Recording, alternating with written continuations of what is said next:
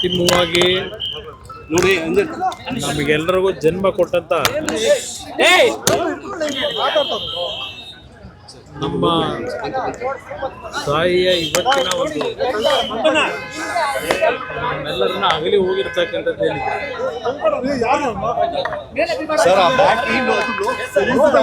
ಮೊದಲಿಂದಲೂ ಅವರ ಒಂದು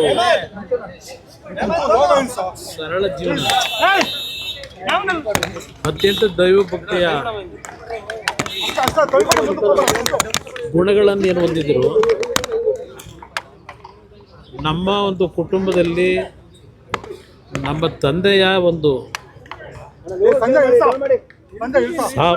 ಸಂಗಾತಿಯಾಗಿ ಸುಮಾರು 65-70 ವರ್ಷಗಳು ಅವರ ಜೊತೆಯಲ್ಲಿ ಬಾಳದಂಥವ್ರು ಏನಿದ್ದಾರೆ, ಬಹುಶಃ ನಮ್ಮ ತಂದೆಯವರ ಬದುಕಿಗೆ ಅವರ ಜೀವನವನ್ನೇ ತ್ಯಾಗ ಮಾಡಿದರು. ಅದಷ್ಟೇ ಅಲ್ಲ, ನಮ್ಮ ಬದುಕಿನಲ್ಲೂ ಸಹ ಒಂದು ತಾಯಿ ಹೃದಯ ಅಂತಕ್ಕಂಥದ್ದನ್ನು ನಮಗೆ ಕಲಿಸಿದ್ರೆ ಅವರಿಂದ ನಾವು ಕಲಿತಂಥದ್ದು.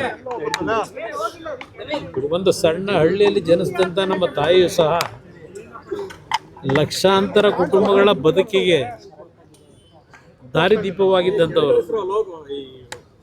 ಕಳೆದ 1.5 ವರ್ಷದಿಂದ ಆರೋಗ್ಯದ ಸಮಸ್ಯೆಗಳು ಏನು ಪ್ರಾರಂಭ ಆಯಿತು ಅವರಿಗೆ.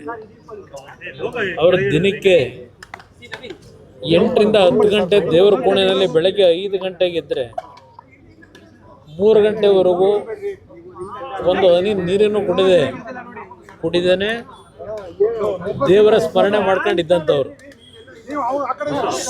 ನಾವು ನಮ್ಮ ಒಂದು ರಾಜಕೀಯದ ಬದುಕಿನಲ್ಲಿ ನಾವೇನಾದ್ರು ಅಲ್ಪ ಸ್ವಲ್ಪ ಒಳ್ಳೆ ಬುದ್ಧಿ ಕಲ್ತಿದ್ರೆ ನಾವುಗಳು, ಅವರು ಕಲಿಸಿದಂಥ ಬುದ್ಧಿ ಕಳೆದ 4 ದಿನಗಳಿಂದ 4 ದಿನ ಅಷ್ಟೇ ಅಲ್ಲ, ಕಳೆದ 1 ವರ್ಷದಿಂದ ಅವರು ಪ್ರತಿನಿತ್ಯ ಪಡ್ತಾ ಇದ್ದಂಥ ಯಾತನೆಯನ್ನು ನಾವು ನೋಡ್ತಾ ಇದ್ವಿ. ಎಷ್ಟೇ ನಾವು ಬಿಡುವು ಇಲ್ಲದೆ ಕಾರ್ಯಕ್ರಮಗಳಲ್ಲಿ ಭಾಗವಹಿಸ್ತಾ ಇದ್ರು, ಎಲ್ಲೇ ಇದ್ದರೂ ಅವರ ಸ್ಮರಣೆಯಲ್ಲೇ ನಾವು ಇರ್ತಾ ಇದ್ವು.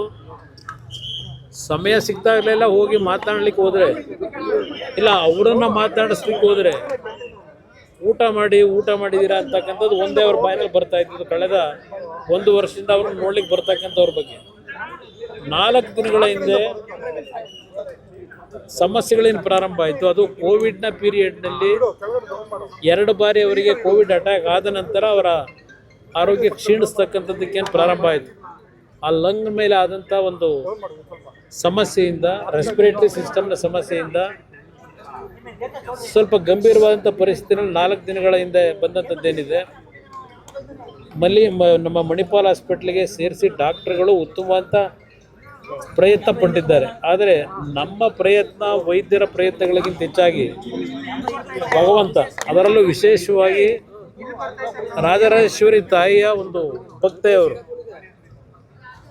ಪ್ರತಿ ಶುಕ್ರವಾರ ರಾಜರಾಜೇಶ್ವರಿ ದೇವಸ್ಥಾನಕ್ಕೆ ಕಳೆದ ಒಂದು 35-40 ವರ್ಷಗಳಿಂದ ಹೋಗ್ತಾ ಇದ್ದಂಥವ್ರು ಪ್ರತಿ ಶುಕ್ರವಾರ. ಆ ತಾಯಿಯಿಂದಲೇ ಒಂದು ಬಾರಿ ಅವರಿಗೆ ಆಸಿಡ್ನ ಒಂದು ಅಟ್ಯಾಕ್ ಆದಂಥ ಸಂದರ್ಭದಲ್ಲೂ ಉಳಿದಂಥದ್ದು. ಅವತ್ತೇ ಅವರು ಹೋಗಬೇಕಾದಂಥ ಒಂದು ಪರಿಸ್ಥಿತಿ ಇತ್ತು. ಭಗವಂತ ಉಳಿಸಿದ್ದ. ಭಗವಂತನಿಗೆ ಬಹುಶಃ ಅವರ ಬದುಕು ಈಗ ಸಾಕು ಅಂತಕ್ಕಂಥ ಒಂದು ತೀರ್ಮಾನಕ್ಕೆ ಬಂದು ಅವ್ರನ್ನ ಕರ್ಕೊಂಡಿದ್ದಾನೆ ಅನ್ನೋದು ನನ್ನ ಅಭಿಪ್ರಾಯ. ಇವತ್ತು ಅವರನ್ನು ಮನೆಗೆ ಅವರು ಏನು ನಮ್ಮನ್ನು ಅಗಲಿದ್ದಾರೆ. ಪದ್ಮನಾಭನಗರದ ಮನೆಯಲ್ಲಿ ಇವತ್ತೇನು ಅವರ ಅಂತಿಮ ಒಂದು ಕಾರ್ಯಗಳನ್ನು ಮಾಡಬೇಕು. ಆದ ನಂತರ ಅವರ ಒಂದು ಲಕ್ಷಾಂತರ ಕುಟುಂಬದ ಸದಸ್ಯರುಗಳು ಅವರಿಂದ ಏನು ಜೀವನ ಕಂಡಿದ್ದಾರೆ, ಅವರುಗಳು ಸಹ ನೋಡ್ಲಿಕ್ಕೆ ಬರ್ತಕ್ಕಂಥವ್ರಿಗೆ ಒಂದು ಅವಕಾಶ ಕಲ್ಪಿಸ್ತಕ್ಕಂಥದ್ದು ನಮ್ಮ ಕರ್ತವ್ಯ ಇದೆ.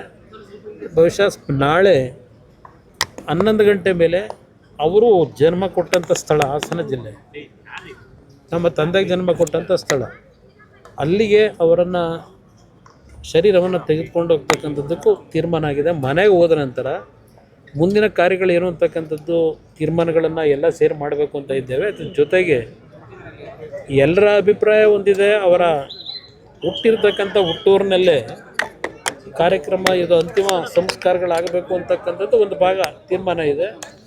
ಬಹುಶಃ ಮನೆಯಲ್ಲಿ ಎಲ್ಲರ ತೀರ್ಮಾನ ಚರ್ಚೆ ಮಾಡಿದ ನಂತರ ರಂಗನಾಥ ಸ್ವಾಮಿ ದೇವಸ್ಥಾನ ಇದೆ, ಮಾವಿನಕೆರೆ ಒಂದು ಪವಿತ್ರವಾದಂಥ ದೇವಸ್ಥಾನದ ಅಡಿಯಲ್ಲಿ ಒಂದು ಸನ್ನಿಧಾನದಲ್ಲಿ ಅಂತಿಮವಾದಂಥ ಕ್ರಿಯೆಗಳನ್ನು ಮಾಡ್ತಕ್ಕಂಥದ್ದು ಒಂದು ಚರ್ಚೆ ಇದೆ.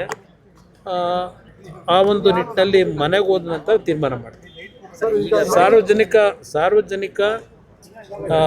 ಅವರನ್ನು ಅಂತಿಮ ದರ್ಶನ ಪಡೀತಕ್ಕಂಥದ್ದಕ್ಕೆ ಪದ್ಮನಾಭನಗರದ ಮನೆಯಲ್ಲಿ ವ್ಯವಸ್ಥೆಗಳನ್ನು ಮಾಡ್ತಾ ಇದ್ದೇವೆ. ಸ್ವಲ್ಪ ಜನ ಜಾಸ್ತಿ ಆದರೆ ಪದ್ಮನಾಭನಗರದಲ್ಲೇ ಮೈದಾನ ಇದೆ, ಅಲ್ಲಿ ನೋಡಿಕೊಂಡು ತೀರ್ಮಾನ ಮಾಡ್ತೀವಿ. ಬಟ್ ಅವರು 11 ಗಂಟೆ ಮೇಲೆ ನಾಳೆ ಹಾಸನ ಜಿಲ್ಲೆಗೆ ಅವರ ಪಾರ್ಥಿವ ಶರೀರವನ್ನು ತೆಗೆದುಕೊಂಡು ಹೋಗ್ತಕ್ಕಂಥದ್ದಕ್ಕೆ ಅಂತಿಮ ನಿರ್ಣಯ ಮಾಡ್ತೀವಿ. ಅಂತ್ಯಕ್ರಿಯೆ 2-3 ಸ್ಥಳದ ಬಗ್ಗೆ ಸ್ವಲ್ಪ ಚರ್ಚೆಗಳಿದೆ.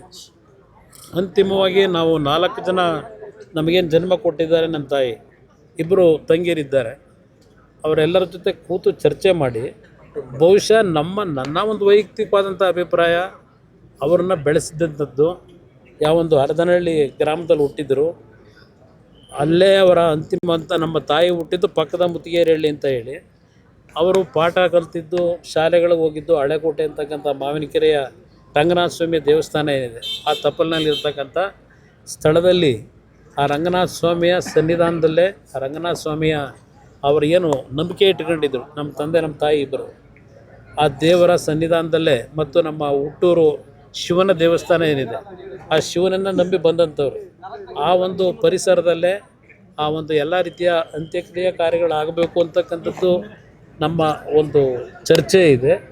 ಎಲ್ಲರ ಜೊತೆ ಚರ್ಚೆ ಮಾಡಿ ಕುಟುಂಬದಲ್ಲಿ ಒಂದು ರೀತಿಯಲ್ಲಿ ತೀರ್ಮಾನಕ್ಕೆ ಬರ್ತದೆ. ಸೋಮವಾರ ಅಂತ್ಯಕ್ರಿಯೆಯನ್ನು ಸೋಮವಾರ ಇಟ್ಕೊಂಡಿದ್ದೇವೆ. ಸೋಮವಾರ ಸಮಯ ಇನ್ನೂ ನಿಗದಿ ಆಗಿಲ್ಲ. ಆದರೆ ಹಾಸನಕ್ಕೆ ಹೋದ ನಂತರ ಬಹುಶಃ ಹಾಸನದ ಜನತೆ ಅವ್ರ ಬಗ್ಗೆ ಅಭಿಮಾನ ಇಟ್ಟಿರ್ತಕ್ಕಂಥವ್ರು ಸಂಬಂಧಿಕರು ಜಾಸ್ತಿ ಇದ್ದಾರೆ. ಅವರೆಲ್ಲರಿಗೂ ಅಲ್ಲೂ ಸಹ ಅಂತಿಮ ದರ್ಶನಕ್ಕೆ ಅವಕಾಶ ಕಲ್ಪಿಸಬೇಕು. ಅದೆಲ್ಲ ಅಲ್ಲಿಯ ಪರಿಸ್ಥಿತಿಗಳನ್ನು ನೋಡಿ ತೀರ್ಮಾನ ಸೋಮವಾರ ಎಷ್ಟು ಗಂಟೆಗೆ ತೀರ್ಮಾನ ಮಾಡ್ತೀವಿ. Thank you. If you like this video ಬೇಗ ಲೈಕ್ ಮಾಡಿ, ಕಾಮೆಂಟ್ ಮಾಡಿ, ಶೇರ್ ಮಾಡಿ ಹಾಗೂ ಯೋಯೋ ಟಿವಿ ಕನ್ನಡವನ್ನು ಸಬ್ಸ್ಕ್ರೈಬ್ ಮಾಡಿ.